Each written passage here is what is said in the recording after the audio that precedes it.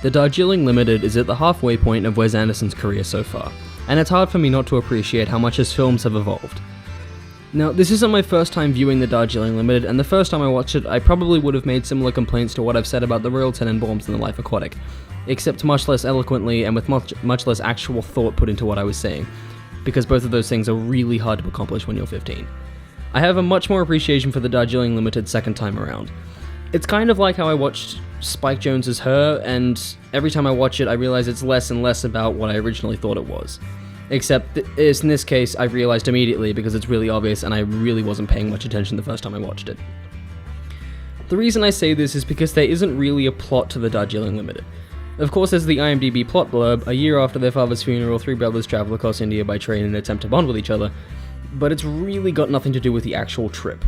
It's a backdrop for the character and relationship study that makes the meat of this movie. I have to say, I like that the screenplay makes no attempt to make the plot seem any more important than it actually needed to be, kind of like Mad Max, except in that movie there was literally zero plot. But it's nice to see, and it makes me appreciate that the movie understands that it's not about the train trip. So having said this, does the film study its characters well? Don't think too hard, I'll answer it for you. The answer is yes. Yes, it does.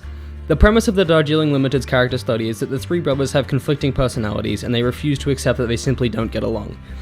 There's a line that's very telling of this, where Owen Wilson's Francis essentially asks his brothers if they'd be friends if they weren't family. I think the exploration of why their personalities conflict is very well done. Their individual and group relationships make a lot of sense, and the film gives a really great payoff to the evolution of these relationships with the introduction of the group's mother and a peacock feather ritual. The reason the ritual is so great is because it's almost something that you can predict based on previous events in the film. In a way, it represents how much things have changed between Francis, Peter, and Jack throughout the film, but it also acts as a reminder of where they've come from. I love that this film doesn't have deadpan acting from all three of the main characters. Instead, it's only one, and it's balanced against the other two mains. It makes the relationships much more interesting, where in something like The Life Aquatic, it was very surface level and borderline irritating. Jason Schwartzman, Adrian Brody, and Owen Wilson have really great chemistry between each other, and their comedic timing is top-notch. It plays very much into their conversations and also adds a lot of depth to the characters. The comedic timing is top-notch on all fronts, to be completely honest. The editing and cinematography know exactly when to do certain things like zoom or cut.